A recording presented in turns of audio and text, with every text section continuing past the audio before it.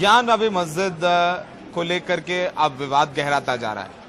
हिंदू पक्ष ने दलील दी जाके कोर्ट में कि आज जो वजू खाना है, जहां पर वजू करते हैं मुसलमान नमाज से पहले, हाथ धोते हैं, प्यूरिफिकेशन करते हैं, वहां पर पानी निकालने के बाद उनका दावा है कि शिवलिंग मिला है। अब इस बात को लेकर वो कोर्ट चले गए और उन्होंने कहा कि इसको सील कर दिया जाए, और कोर्ट ने भी आदेश दे दिया कि डीएम साहब जाकर के उस पूरे तालाब को, उस पूरे वजू खाना को सील कर दें। अब सबसे बड़ा सवाल उठता है कि मुस्लिम पक्ष इस पूरे मामले में क्या कह रहा है। हमने हिंदू पक्ष की बात सुनी है, मुस्लिम पक्ष की बात सुनते हैं, जानते हैं कि उनका क्या कहना है कि वाकई वहां शिवलिंग थी। हमारे साथ रईस अहमद अंसारी साहब हैं, जो वकील भी हैं इंतजामिया के, और साथ ही साथ उस वक्त तीनों दिन ये अंदर मौजूद भी थे। सर बहुत बहुत शुक्रिया। हमारे साथ अजय जी भी हमारे सहयोगी हैं। सर आपको बता दें सौरभ भाई कि आप मिराजुद्दीन भाई भी हैं, मुमताज भाई भी हैं, और ये सारे लोग, पूरा पैनल है, पूरा लायल का पैनल है जो यहाँ पर सब अध्ययन कर रहे हैं।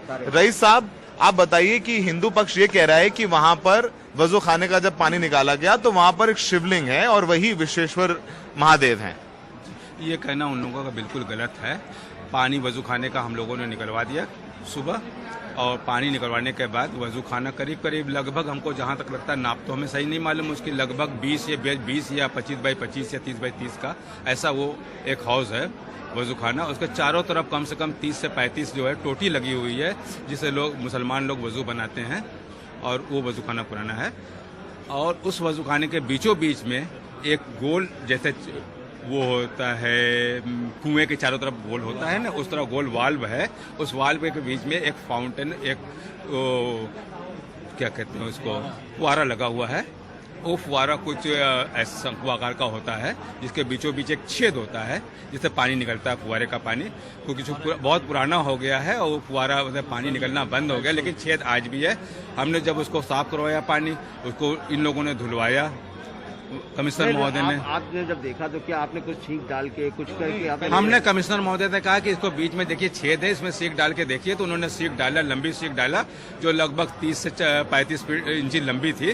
पूरी की पूरी सीख उसके अंदर चली गई। तो आप ये कह रहे हैं कि जिसे शिवलिंग कह रहा है हिंदू पक्ष, वो असल में फुवारा है? वो असल में फुवारा है, और उसी फुवारे के नाम पर ये लोग जो है पूरे देश को गुमराह कर रहे हैं और इस तरह का हवा फैला रहे हैं, जो बिल्कुल गलत है। अच्छा, एक बात और आती है कि जिस तरीके से ये सारी कार्रवाई है एडवोकेट कमिश्नर के तहत चल रही है, देखरेख में चल रही है, गोपनीय है, और वो अदालत में हिंदू पक्ष की तरफ से लोग जाते हैं, उसकी बात को, संरक्षण की बात करते हैं, अदालत उसको सुनते हैं और एक आदेश पारित करते हैं। इस पूरे मैटर को आप लोग जुडिशरी के हिसाब से, न्यायपालिका के हिसाब से कैसे देखते हैं और क्या है ये? देखिए, आज हमारे यहाँ, अब हम लोग तो सुबह 8 से लेकर के वहाँ कमीशन में लगे थे। 8 से 12 तक कमीशन की कार्रवाई का टाइम होता है।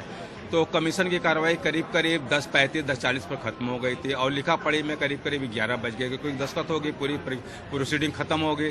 दस्तखत होने के बाद ही कार्रवाई खत्म होती है। तो 11 बजे हम लोग वहाँ से खाली हुए। वहाँ से खाली होने के बाद हम लोग बाहर निकलते हैं। वहाँ करीब में थाना, जो करीबी थाना है वो चौक थाना होता है, हम लोग चौक थाने तक जाते हैं, लेकिन मीडिया की वजह से वहाँ से फौरी निकल पाना बहुत मुश्किल हो जाता है, इसलिए थोड़ी देर रुकना पड़ता है। रुकने के बाद हम लोग वहाँ से निकलते हैं तो 12 बज जाता है, करीब निकलते। इस तरह कोर्ट तक आने में तो कुछ समय लगता है। और वहाँ पर सारे लोग मौजूद थे। हरिशंकर जैन वहाँ मौजूद नहीं थे। हरिशंकर जैन का बेटा जो था विष्णु जैन, वो वहाँ था। उसने करीब 10 बजे के आसपास ये कहा कि मेरे पिताजी की तबीयत बहुत ख़राब हो गई है, और हम लोगों को वहाँ जो है कमीशन के दौरान मोबाइल अलाउ नहीं होता। उसने एक मोबाइल किसी से मांगा और कहा हमें पिताजी से बात करनी है। दरअसल वहीं पर उन्होंने गुमराही पैदा कर दी। पिताजी से बात बीमार ना होकर के पिताजी को भेजा उन्होंने कोर्ट। हम लोग वहाँ कमीशन की कार्रवाई करते, उनके पिताजी ने यहाँ कोई दरखास्त वगैरह लगाई, और फौरी यहाँ जो दरखास्त दी उस पर कोई आर्डर पारित हो गया। जो आर्डर पारित हुआ उसमें ये पारित हुआ, उन्होंने डिमांड की थी कि वहाँ बहुत संदिग्ध चीज़ मिल गई है और वहाँ शिवलिंग मिल गया है, इसलिए उसको सील कर दिया जाए, उस जगह को सील करा दिया जाए, और मस्जिद में नमाजियों को जाने से रोक दिया जाए, और केवल 20 आदमी वहाँ नमाज पढ़ने जाएंगे। कोर्ट ने फौरी उस दरखास्त को टेकअप करके फौरी एक आदेश पारित करके, और आपको नहीं सुना, बेगर फौरी उन्होंने पारित कर दिया एक आदेश, और उस आदेश की कॉपी जो है स्टेट गवर्नमेंट को, यहाँ के कमिश्नरेट को, जिला इंतजामिया को, सबको सर्कुलेट करा दिया। इसकी सूचना हमें रास्ते में मिली कि यहाँ पर कुछ पुलिस वाले आकर के उसको ताला लगवा रहे हैं। तब हमने यहाँ आके पता करने की कोशिश की तो पता लगा यहाँ एक आदेश पारित हो गया है और एक दरखास्त पड़ी थी। हमने देखा जाकर के, तो उस आदेश को देखा तो उसमें इस तरह के आदेश हमें दूसरे लोग जो सीढ़ी पर उतरे तो उन्होंने दिखाया कि देखिए इस तरह का आदेश जो है पारित है यहाँ पे। तो आप तो आज ये बात कह रहे हैं या लग रही है कि आपका पक्ष कोर्ट ने नहीं सुना ये आदेश पारित करने से पहले, जो आदेश पारित किया है वजूखाना को सील करने का। हाँ, हमें ना सुना गया, ना इस बात की हमें कोई भनक लगने दी गई कि कोई ऐसी दरखास्त आई है, क्योंकि आमतौर से दरखास्तें जो होती है सुबह अगर 12 बजे तक पड़ती हैं तो 2 बजे के बाद सुनवाई होती है। हमेशा इस मुकदमे में 2 से 2:30 के बीच में ही सुनवाई होती है, या कोर्ट खाली करा के इत्मीनान से इस कोर्ट की सुनवाई होती है। लेकिन इसे ज्यों ही दरखास्त दिया गया त्यों ही इसे सुन लिया गया। और आज जो है हमारे यहाँ पता लगा, पहले से ही मालूम था कि नो एडवर्स ऑर्डर भी पारित है, ये उसकी कॉपी भी हमारे पास है। मतलब नो एडवर्स ऑर्डर का मतलब नो एडवर्स ऑर्डर का मतलब कि आज कोई न्यायालय किसी के खिलाफ एकपक्षीय रूप से कोई भी आदेश पारित नहीं करेगी। अच्छा, ये हमारे यहाँ बाहर से प्रस्ताव पारित है। क्यों, इसके पीछे का कारण? आज यहाँ कलेक्ट्रेट में जो है छुट्टी है और सिविल कोर्ट जो है नहीं, हमारे कलेक्ट्रेट में छुट्टी है, इसलिए सिविल को बहुत से लॉयर यहाँ नहीं आए हैं। तो अगर जो नहीं आए हैं तो वो मुकदमे में कैसे आईपीआर हो पाएंगे? इसलिए यहाँ की जो बार होती है इस तरह के आदेश पारित करती है, सभी बार पारित करती है इस तरह के आदेश कि जब अधिवक्ता न हो तो उनकी गैर मौजूदगी में कोई ऐसे आदेश न पारित हो जाए तो इस तरह के एक आदेश पारित कर जाते हैं। ऐसे में कोर्ट इस बात का ख्याल रखती है कि जिसमें पार्टी होती है उसी में कोई आदेश पारित होते हैं, पार्टी के न रहने पर कोई आदेश पारित नहीं होते। भाई साहब, अब क्या करेंगे आप लोग? अब आदेश तो पारित हो गया, वजूखाना तो सील हो गया, अब कौन सी लीगल रेमेडी ले सकते हैं? आप हाई कोर्ट जा सकते हैं, सुप्रीम कोर्ट जा सकते हैं, और कल सुप्रीम कोर्ट में सुनवाई भी हो रही है, जो आप लोगों ने पिटीशन मूव की है सुप्रीम कोर्ट में। अब इसके बाद हम लोग एक साथ मिलकर बैठ लेंगे, अपनी कमेटी के साथ इसमें विचार विमर्श कर लेंगे और अपने हाई कोर्ट के वकीलों से भी इसमें संपर्क कर लेंगे। अभी तो वो लोग कोर्ट में होंगे, इसकी कॉपी वगैरह तो हम बहुत पहुंचा नहीं सकते, शाम तक हम इसमें देखेंगे क्या हो सकता है। उसके बाद जो स्थिति होगी उसके बाद हम देर रात तक कोई निश्चय लेंगे। अच्छा, तो लगता है क्या, जैसे आप बता रहे हैं, मुझे लग रहा है कि आप लोग बहुत इस आर्डर से अचंभित हैं कि अचानक कैसे हो गया। और दूसरा ये है कि इसे कुछ लोग कह रहे थे तो कोई कंटेम्प्ट तो नहीं है, लेकिन क्या एक हम ऐसे जानना चाहते हैं कि क्या इस तरीके की परिस्थितियों में ऐसे जाया जा सकता है कानूनी पक्ष के तरीके से?